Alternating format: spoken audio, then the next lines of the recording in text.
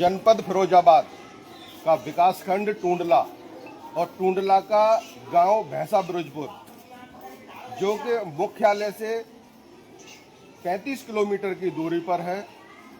यहाँ पर एक कंपोजिट विद्यालय भैंसा ब्रजपुर है, जिसमें छात्रों की संख्या के सापेक्ष जो शिक्षक हैं वो पढ़ाई का कार्य करते हैं।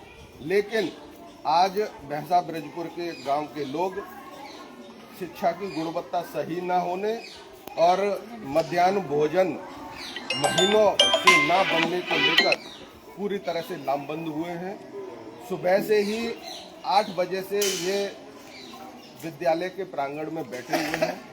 तमाम अनियमितताएं देखने को मिली हैं। तो आज ये सभी लोग, जो गांव के लोग हैं, ये सभी लोग आज हमारे प्लेटफॉर्म पर मौजूद हैं।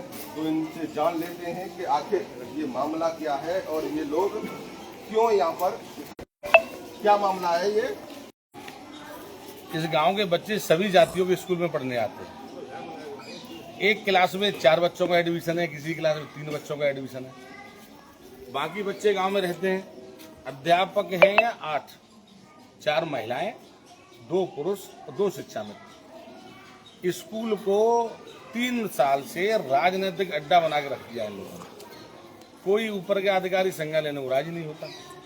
आज मजबूरन गांव के लोगों ने इस स्कूल में आने का काम इसलिए किया कि जो महिला अध्यापक है वो आपस में झगड़ा करती है और झगड़ा करने पर गाली गलौज करती है आपस में।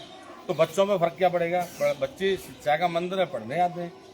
पढ़ाई पे कोई ध्यान नहीं है। अक्सर अध्यापक और अध्यापिका फोन पे, इंस्टाग्राम, ट्विटर, इन पर लगे रहते हैं। पढ़ाने पर कोई ध्यान नहीं दिया जाता।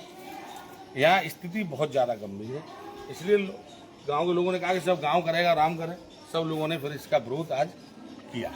मेरा आपसे सवाल ये है कि जिस तरह से आप आरोप लगा रहे हैं कि महिलाएं आपस में गाली गलौज करती हैं, ये आरोप है कि आपके पास साक्ष्य भी है? नहीं, हमने तो किसी भी काम को जो कदम उठाया था वो साक्ष्य के साथ उठाया है। यदि कोई अधिकारी जानना चाहे कि गाली का कोई प्रूफ है तो हम गाली का प्रूफ भी दे देंगे। एक बात और, 8 बजे से 2 बजे के बीच में अध्यापक अध्यापिका क्या करते हैं स्कूल में, ये भी साक्ष्य देंगे। उसके बाद उनके बच्चे क्या करते हैं, जो पढ़ने वाले बच्चे स्कूल में बैठकर क्या करते हैं, ये भी साक्ष्य देंगे। साक्ष्य के साथ ही तो बात करेंगे।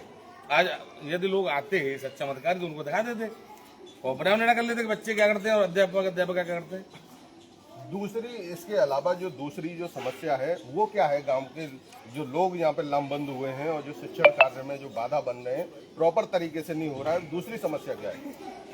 दूसरी समस्या एक तो स्कूल के चार्ज को लेके बहुत ज्यादा है कि यहाँ कोई सीनियर अध्यापक चार्ज लेना नहीं चाहता। 3 साल से बताते हैं चार्ज नहीं किसी भी स्कूल में। खाद्यान्न भोजन बच्चों का बन नहीं पाता। एक बच्चों को लालसा भी होती है कि स्कूल जाएंगे तो खाने को मिलेगा।